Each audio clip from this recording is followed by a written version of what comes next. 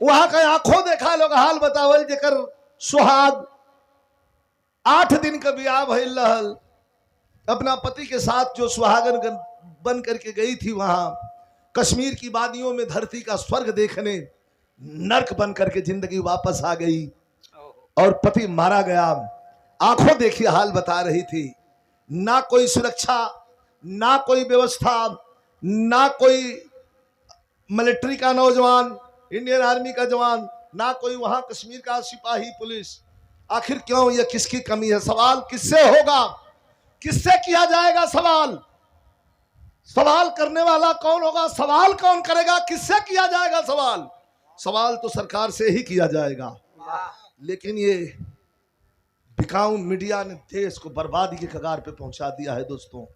और अब एक ही रास्ता है कि हमें, आपको और पीडीए को, पिछड़ा दलित अल्पसंख्यक को अपना रास्ता चुनना पड़ेगा, अपना मार्ग बनाना पड़ेगा।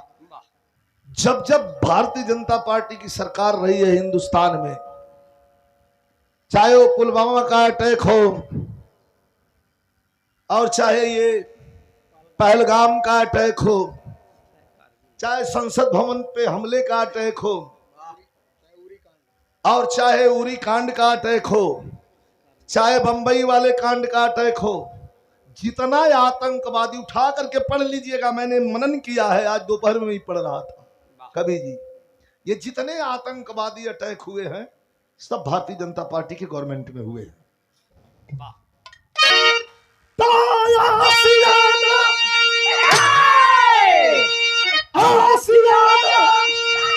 बगावत का जलता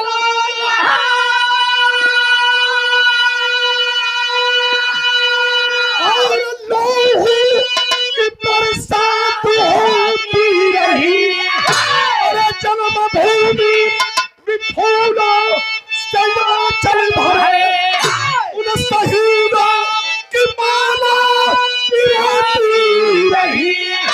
उन शहीदों में सरताज उधर रहा और शेर के घर में घुस के शिकार बाग चलिया कब बदला चुका ही लिया। चाच लंदन में डाले पवार किया।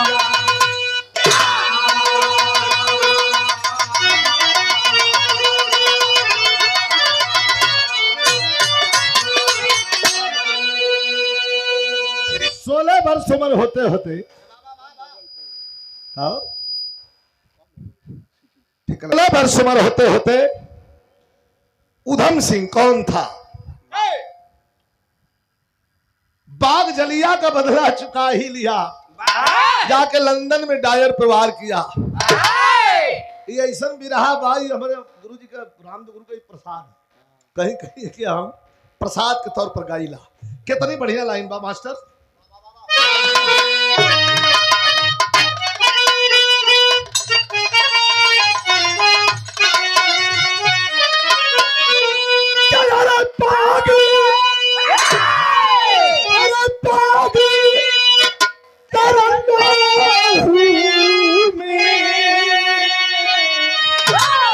बागी तेरे लोहू में,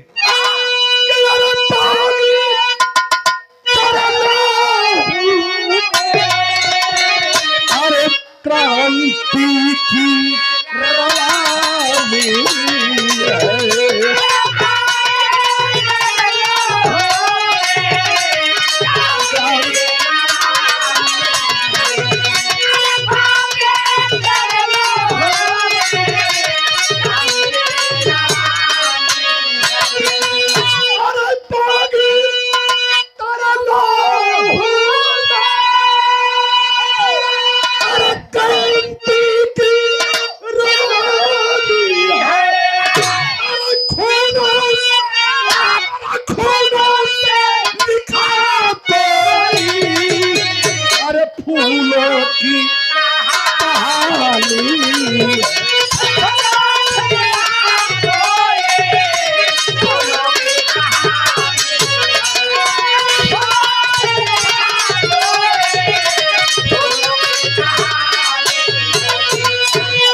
ऐसा विराह कवि जी लिखले हुए कि मैं रोमांटिक भी हो, वीर रस भी हो, प्यार भी हो, अरे वाह, थोड़ा तकरार भी हो, अरे वाह, और लास्ट में फायर भी हो। अरे वाह, लेकिन आज के जवानों के लिए अरे वाह, जज्बा, वाह, जवानन में जोश कैसे भरल जाला? अरे कदम कदम पे जो बलिदान को दिखाता है,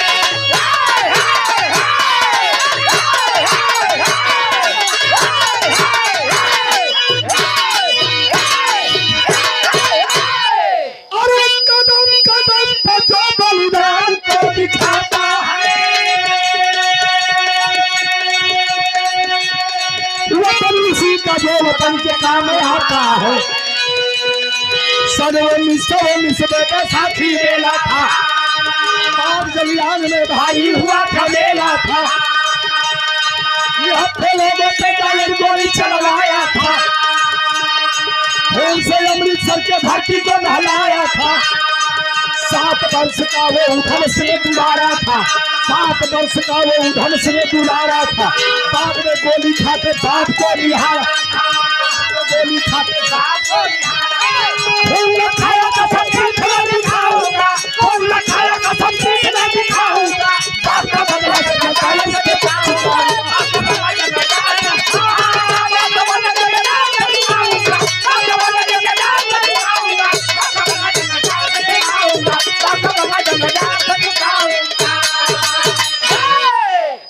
जलिया वाले बाग में कार्य कहाँ दिक्कत हो गई? लगल चरचरा है। वही में 2-2,500 लोग आयल हुवन। वही में एक ठे आदमी अलहोन कर नाम हो करतार सिंह। का नाम हो महेंद्र? करतार सिंह, करताल ना, करतार सिंह। करतार, उनका नाम करतार सिंह रहल। करतार सिंह,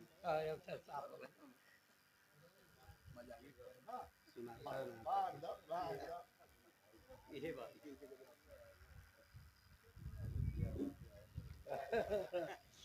1,000 रुपए का पुरस्कार माला देके और ये बड़ा सुंदर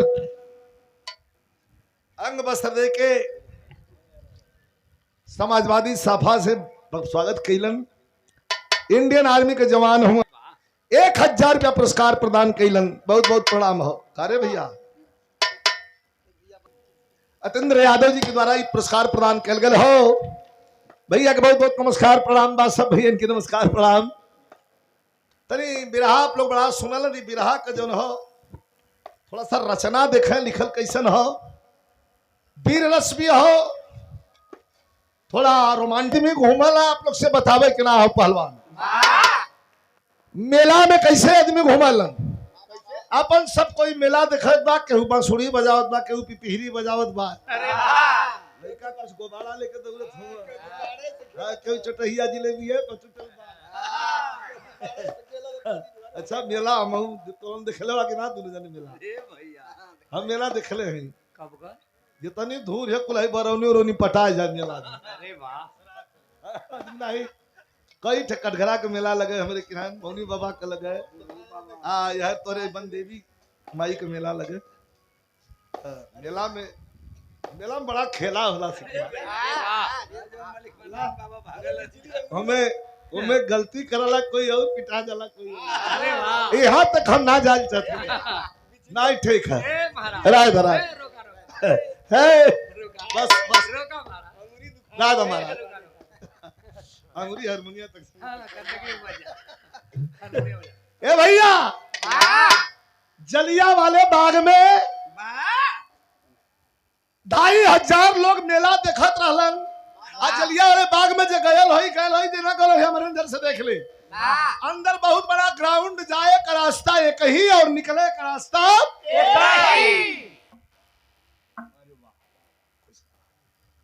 और ये देखें बहुत अच्छे कलाकार,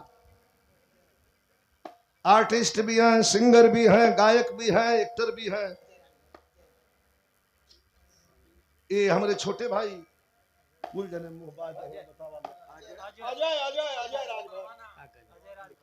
अजय राजभर। इतना बड़ा कलाकार है, आप लोगों को याद रखना चाहिए ना। वो यूट्यूब पर छाया हुआ है आजकल, नाचने लगता है। आप तो कम से कम याद करो। भैया हमारी छोटकी मोबाइल है, हम ना देखें। हम 2 अक्टूबर ना है। अब वही पुरन की दुनिया में आदमी जियत हो, कैसा ले ले हो वह ढेर है। का करे वो जनबे ना करी तो अजय राजभर बहुत सुंदर कलाकार, शुभ आशीर्वाद, धन्यवाद। एक नंबर का डांसर भी है, कमर बड़ा अच्छा हिला। ला ये बताओ कि चाहिए बतेगा ही ना कमला।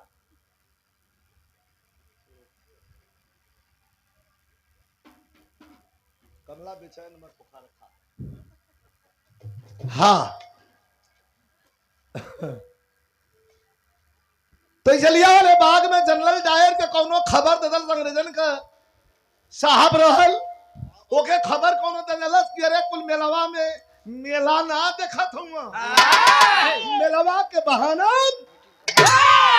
शक्ति प्रदर्शन करत हुआ, शक्ति प्रदर्शन। जनरल डायर आओ देखल सन ताव इतना हिंदुस्तानी से ओके खुनुस रहल कि आयल लेकर घोड़े पर सिपाहीन के और आदेश हलते हलत आदेश दिला, फायरिंग शुरू हो गई। सपोज करिएगा एक हिस्सा ना है, एक एक लाइन जो बोलत है इतिहास का पन्ना पलट के पढ़ लिया। गोलियां चलने लगी, लाशें बिछने लगी, कुछ लोग भाग के थे, कुआं रहल में कूद गईलन, वो मर गईलन। लेकिन जब करतार सिंह अपने बेटा 7 वर्ष के लड़का उधम सिंह के लेके आल हुन, जनरल की अब लगा था कि मर जा हम हूं। लड़कवा के अपने खींच के देखा एक बाप का फर्ज, लड़कवा के अपने खींच के अपने पिछवा पिटिया कदना कला पुत्र यही रहना, यहां से हटना मत। सारी गोलियां सीने में ले लिया, लाश के नीचे दब गया। जब मैदान में लाश ही लाश चित्कार उठ रहा है, जनरल डायर चला गया।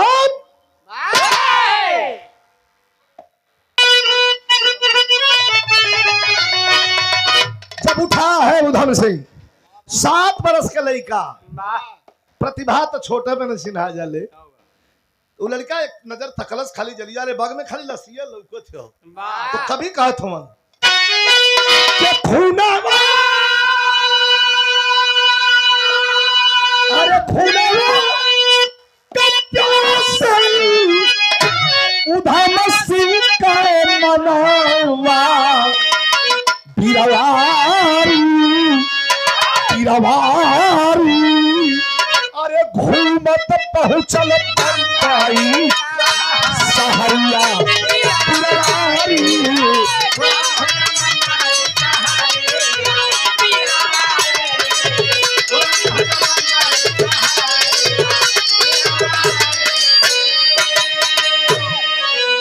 इंटरमीडिएट की परीक्षा पास किया और जब 16-17 साल का हुआ तो बंबई आगल कहा, कोई समुंदर के किनारे बैठल हो, सोचा था कि जाए क्या सुनीला की डायर जनरल डायर मार के चल गए लंदन, ओके मारब चाहे जैसे मारब, लेकिन समुंदर के किनारे बैठल तो देखलस का कि धन पतराव से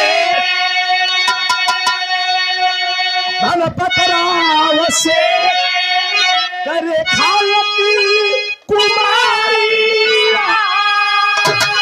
अरे सगरे में लईली अरे कोई का दवारी। लास्ट पकड़ा के देखा ना अरे उधम सिंह फेर के नयना बिरवारी, सगरे में मारे करिया। गणपत राव सेठ की बिटिया, 3 फैक्ट्री का मालिक, उनकी बेटी वही समुद्र के पानी में बोर्ड लेके नैया लेके झिझिरी खेलत बा। उधम सिंह किनारे पर बैठल हुआ, देखलन कि अरे यार ये बड़ी मन बढ़ू लड़की हो, समुद्र में ज्वार भाटा सुनीला किया वाला, कहीं ज्वार भाटा उठ जाई, अगर कर नैया पलट जाई तो टूट जाई। अगल बगल वाले लोगों से जाके उधम सिंह कहना भैया वो लड़की कौन है, उसको मना कर दो, कुल डांट देना, कहना हट क्या क्योंकि मना करेगा क्योंकि फुर्सत ना लेकिन समुंदर का पानी पानी में नैया नैया में लड़की या लड़की पर जवानी कैसा लगत बा मास्टर?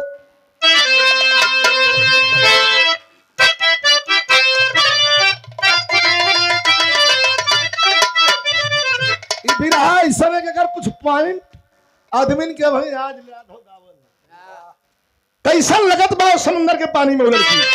उधम सिंह बैठल हुवन किनारे पर का देखत हुवन कि लहर मारे, अरे लहर मारे जवानी पानी बीचला।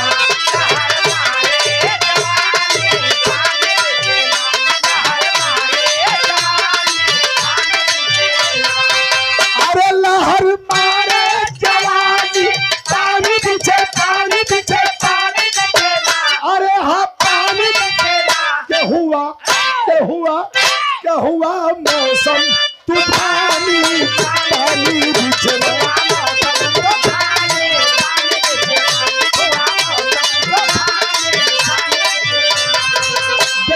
देखा तूफान आ गल तो सागर में रेखा डूबली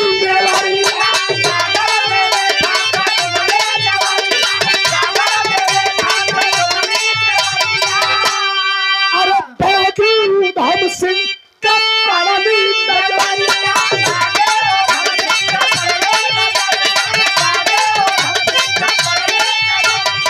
अरे डूबा लड़की सयानी पानी पीछे जा जौने बात के डर रहल वह हो गल। ज्वार भाटा आयल और वही में नैया पलट गई, वही में लगलिन डूबे। उधम सिंह किनारे बैठल सोचत कह ले ले और कूद ये तो डूब गई। अगल बगल लगन दौड़ के कहलन अरे यार हाई डूब गल कर छुप हटो चलो। लेकिन मन सोच रहा है उधम सिंह लड़की को बचाने जाऊंगा।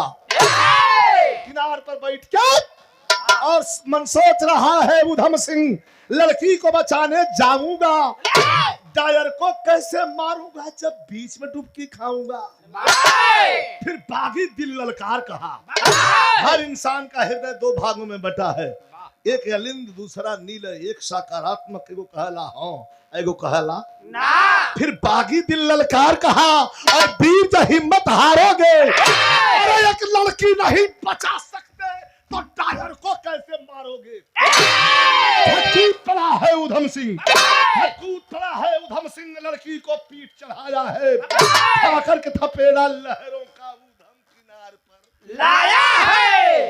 गैलन पी के पानी में नहीं फूल चाहिए, झोंटा धरा गल, खींच के लेके हाथ पैर से पानी बड़ा जोर में भंगाला, खींचत खाचत तो से ज्यादा महेंद्र के जानत बा।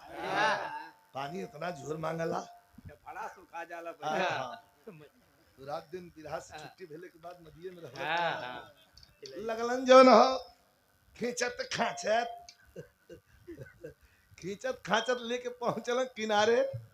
और किनारे गईलन लड़की धनपत राव सेठ के इकलौती बिटिया, 3 फैक्ट्री के मालिक रहलन, इकट्ठे औलादे रहल। किनारे पर सुतौलन दिखाई फिल्म जैसे लिखा ले, फिल्म का स्क्रिप्ट उत्तरे बिरहा लिखल है। किनारे पर सुता देलन और अपनो कलेजा सुगलप गिर पड़लन पलहू। दोनों के गिरल देख के कभी कहत हूं उनका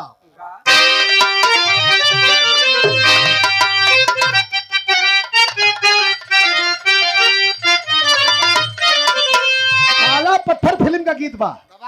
ये क्या हमारे गुरुजी भी गवन की हमको बिसात लिए जाना पियो जब जाना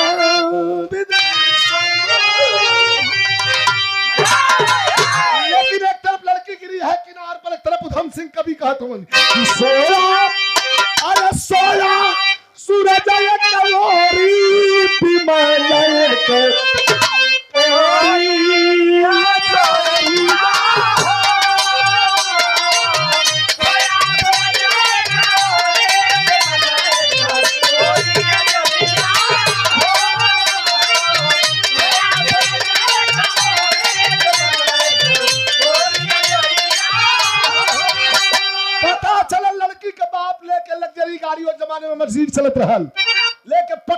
लगे रे बाप का भयल कठ संतान इहो मर जाले कुल दौलत चल जाई ट्रस्ट में उठा के जब लड़की के बैठावे लगलन है तो बगलिया वाला कहलन कि ए साहब हे लइकवा बेचारा के नाम उठैबा इहे तोरे बेटिया के बचौलस नहीं तो तोर लड़किया मर गइल हो उठा लेलन उधम सिंह के भी देखा क्रिया चरित्रम पुरुषस्य भागम क्रिया का चरित्र और पुरुष का भाग कब कहर पलट जाई कर कोनो ठीक ना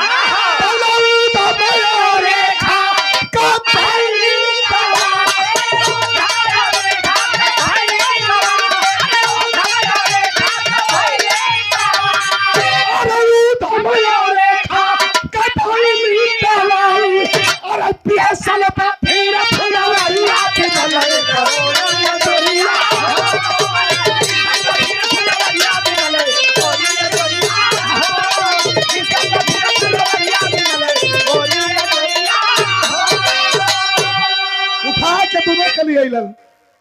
अलिया के अपने घरे में कुछ दवाई वही दिलन तबीयत कुछ ठीक भइल उधम सिंह कोने बैठल हूँ अखबार पढ़त अतौले वो लड़की के मन में एक बात चलत बा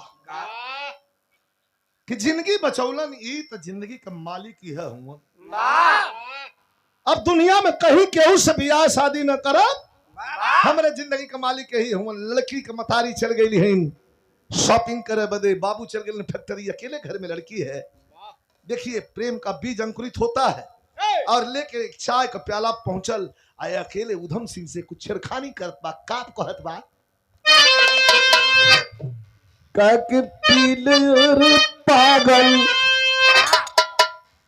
काहे पीले यारे पागल उधम सिंह अखबार पर से मुड़ी हटोलो कहलन कि क्या है तो ले लेत रहल चाय लेकिन ओकर तरीका हो कहे कि पीले अरे पागल सुराही भरा जाम है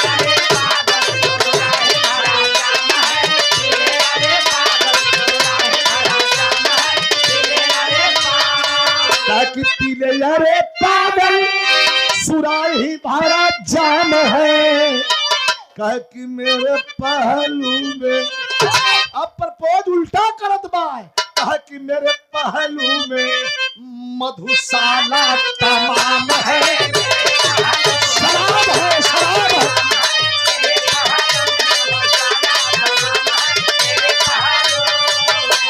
उधम सिंह डांट दलन घुड़ुक दलन क्या कह रही हो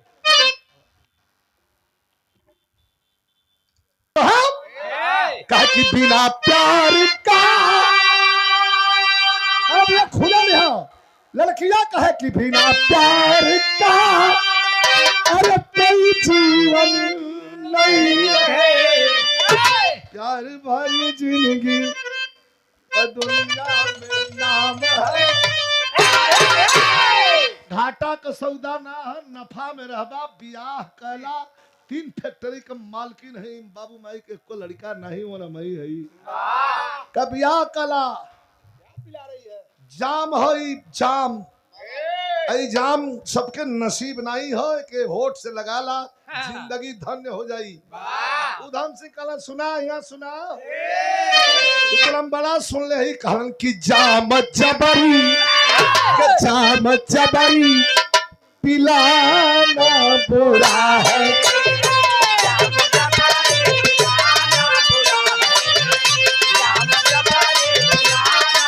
अरे बिना पिलाए पिलाना बुरा है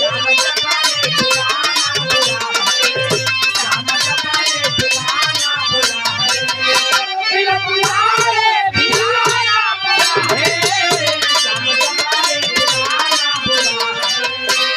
पीने के लिए कह रही है कि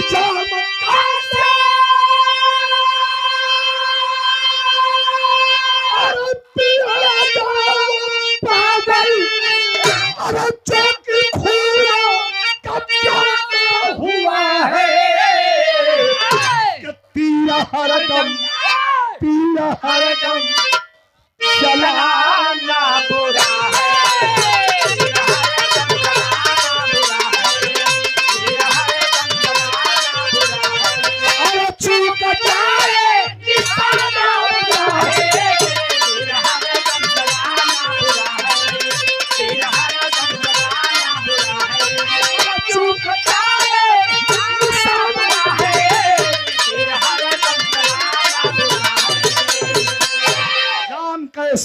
पिएगा वो पागल। अरे ना जिसको प्यास खून की है तू जाम पिला रही है।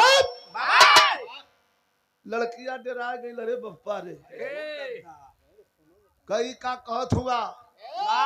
अब एक कट्ठे मेहरारून के पास सबसे सुपर हथियार हो, लड़त झगड़त जब पार ना पई हन तो गंगा जमुना बढ़िया लगी रोवे लगी है। आ रोवे लगे हैं तो कैसनो कठोर दिल का आदमी रही दू जन तो पिघल के मोम हो जाई। अच्छा ठीक बात तू जौन कहत हो तो ना सही, अच्छा जाए।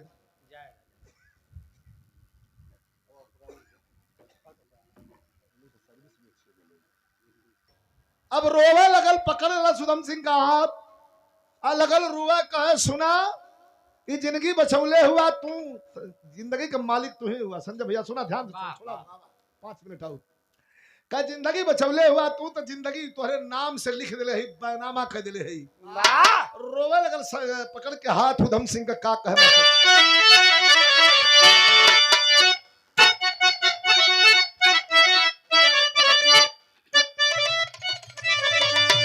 लड़की की है कहलस कि नहीं आ,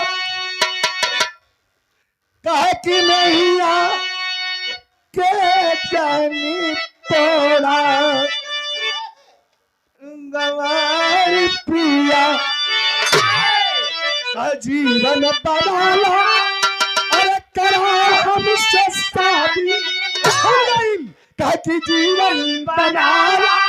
अरे करा हमसे शादी, अरे पिया दिल पर ना छोड़ा गवारी पिया।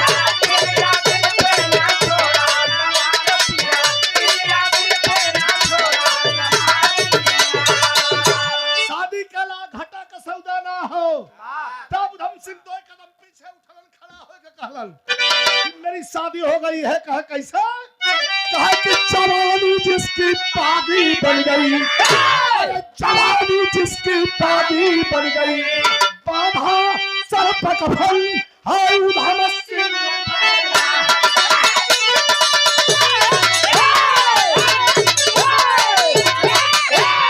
अरे पागल लड़की, मेरी शादी हो गई है। एक शादीशुदा आदमी को शादी के लिए प्रेरित करती है।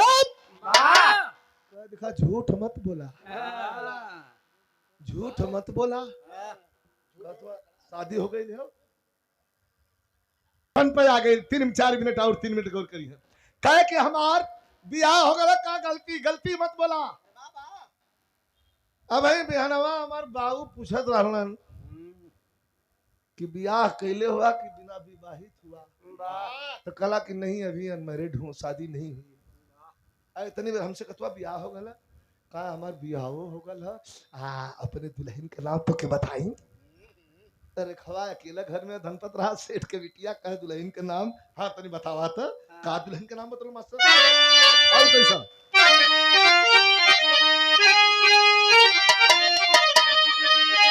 अरे डपट के बोला, अरे डपट के बोला उधम सिंह बोला कि सुंदर फांसी से, फांसी से कहे हाँ।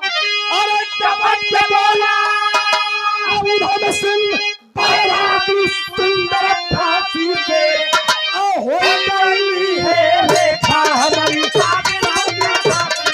हो गई है रेखा हमारी। दुल्हन का नाम है फांसी।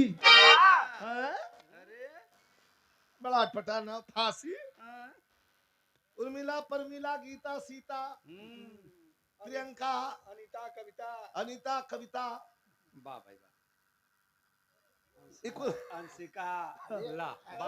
तमाम नाम होला। बार अंशिका तमाम नाम हो, लेकिन फांसी तोरे दुल्हन का नाम है। फांसी नाम तब उठ के खड़ा भयल। कहा कि चरम सिद्ध अधिकार हमारा, चरम सिद्ध अधिकार हमारा, अंदर हमको जाना है। अब बाप का बदला डाल के अब गोली मार चुकाना है। घर घर से निकला हूँ सर पे कफन बांध के, अपन बियाह के दिन फिक्स करके निकलल है। दुल्हन का नाम हम ही रखले है। कैसन कल लंदन जाई जनरल डायर के मारब, ओकरे बदले में हम वही फांसी, वही मेरी दुल्हन होगी, उसी के साथ अंतिम सो जाऊंगा। अरे बाप रे बाप, हंसे लगल ताली बजा के। रेखवा कलश करे वाह वाह वारे बहादुर, हम गलती हमसे हो गई। अरे ये तो आजादी का दीवाना है और आजादी के दीवाने को मैं अपने जुल्फ में कैद करना चाहती हूँ। गलत गलत गलत, मैं गलत, सॉरी, माफ करिए मुझे। और भी इज्जत बढ़ गई आपके प्रति हमारे दिल में। लंदन जइबा कहे हाँ कहे मत हमके दुल्हन बनावा, दोस्त बनाला कहे दोस्त बनावत है, कहता दोस्ती का हक अदा करत है, तो के लंदन हम लेके चलब। अपने बाप से जबरदस्ती जौन बात तो झगड़ा करके लेकर के लंदन चल देती है। और जब चलते कैसे मास्टर,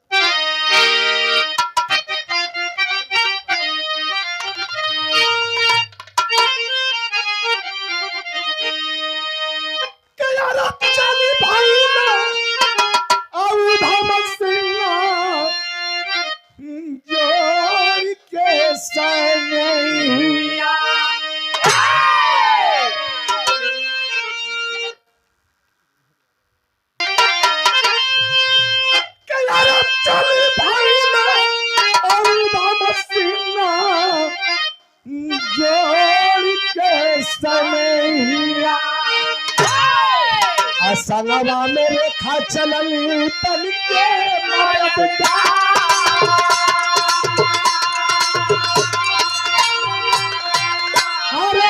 चार लोगों को तौले तब रेखवा एक क्यों धाय दलत का आपका बैठल हुआ। सुना तो सरिवाल पर खींच लिया, भारत माता की जय का नारा लगा करके 3 गोली मारा। एक थे इधर, एक थे सीधा, और एक थे जो टीका दे देलस। गिर के छटपटाए लगलन, दौड़लन कुल। सिक्योरिटी वाला पकड़े बदे तुरंत रिवाल्वर आगे कदलस, कहे मैं अपने आप को आपके हवाले करता हूं।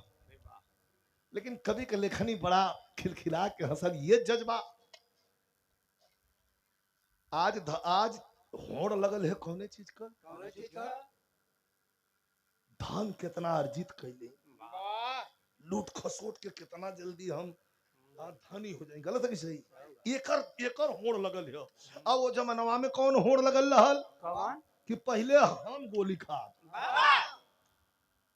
पहले मैं मरूंगा, अंग्रेजों की गोलियां पहले मेरे छाती को छुएगी, इसके बाद मेरे भाई की छाती को छुएगी।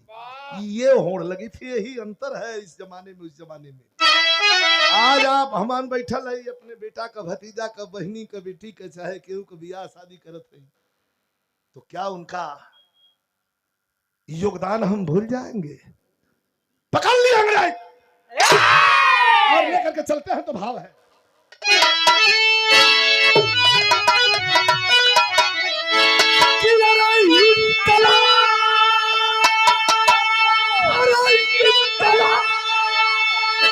जिंदाबाद बोलल पीरावा के पंडित, अरे पंडित जेल की कोठारिया भारत हीरावा।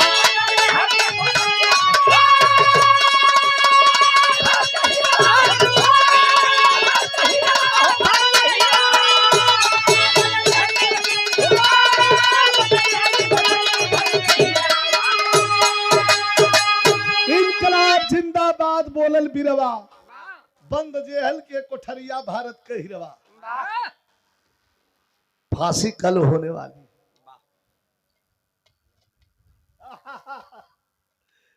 यथार्थ गीता कवि जी स्वामी जी के का दिया हुआ गीता, यथार्थ गीता जब अकेल रहीला तो ओके पढ़ीला, आ नहीं तो अपन यूट्यूब पर देखना हो तो न्यूज देखते हैं।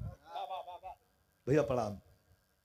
तो आप लोगों का स्नेह है, बंद जेल के कोठरिया भारत के हिरवा। 2 मिनट विशेष हो भैया, विशेष 2 मिनट। ना ना ना, पकड़ के अंग्रेज ले गई ना। अब पूछा था उन्होंने, जेल में बंद था, कल 12:30 पर 12:30 बजे फांसी होकर के आओ। आज जेलर पहुंचा, बड़ा टूटे मन से कहा कि जवान, कोनो अंतिम इच्छा, मरा वाले का अंतिम इच्छा पूछल जाले, कोनो अंतिम इच्छा तुम्हारे है? तब का कहलस? तो जेलर पूछा उधम से अंतिम इच्छा कहो दीवान। कहा कि मेरा चिता, अरे मेरा चिता की राखी बस्ती भारत में पहुंचा, कर पर खला से दीदारी भारत का हीरा। रोने लगा। ये मत सोच लेना कि तुमने मुझे फांसी का संदेश सुना दिया इसलिए रो रहा हूं, कल मुझे फांसी होनी है। जी नहीं, रो रहा हूं कि कभी कभी अपनों से ज्यादा तो गैर, अपनों से ज्यादा कभी कभी गैर ऐसा प्रेम, ऐसा बर्ताव करते हैं कि फिर उसका कोई जवाब नहीं रह जाता। माता पिता की मौत के बाद एक मेरी दोस्त रेखा, उसी के त्याग से मैं यहां आया हूं और अपने मकसद में कामयाब हुआ हूं। मरने के बाद मेरी डेथ बॉडी, मेरी पार्थिव शरीर रेखा को सौंप दिया जाए और मेरे चिता की राखी हिंदुस्तान पहुंचा देना और जवानों में ये कह देना कि ये 16-17 वर्ष का लड़का रहा जो जलिया वाले बाग के कातिल को उसके घर में घुस के उसके सीने में बारूद भर दिया। ये जज्बा था जवानों में। शुरू हो गया तो कभी कहते हैं, जेलर पूछा उधम से अंतिम इच्छा कहो दीवाना। कहा कि मेरे चिता की राखी बस्ती भारत में पहुंचाना, कि कर दो रखवा से दीदारी।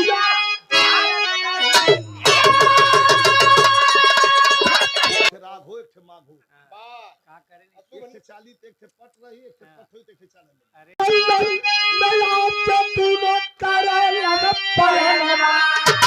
फोटो से तुम्हें खोला है उसका।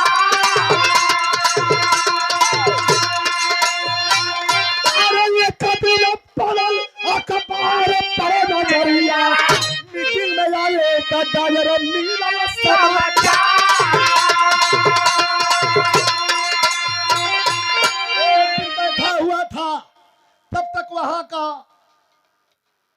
पेपर आया, द न्यूज लंदन। देखा कि अगर प्रथम पृष्ठ पर छपा हुआ है कि बगल के ग्राउंड में जनरल डायर आ रहा है। जी आइए, बगल के ग्राउंड में जनरल डायर आ रहा है, उसका भाषण है। अरे खवा कलत की आपका बैठल हुआ, मारा मारा घूमत रहा, टाइम आ गई हो। रोज रोज पिस्टल में तेल देवा की कहो चलबो करी। कैसान कहा कि आई पढ़ा, जब पढ़ला सब कहे तब तैयार हो जा। और याद रहे पत्रकारों की सीट पर अगली सीट पर बैठे के हो। रेखवा कल के तनी मॉडर्न तरीके से तैयार हो जा। आओ जाइए। ये भैया तहिया या नया सिंगारा सजावट का बोलिया।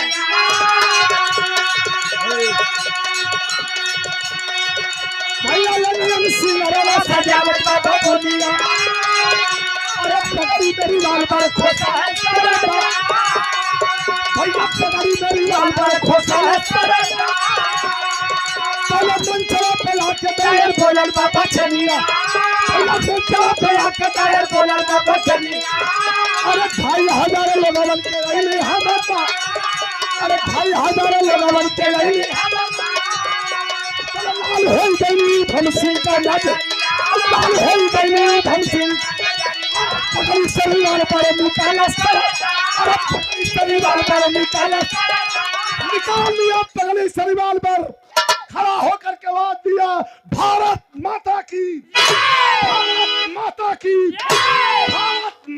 की मरलस 3 गोली उठा गई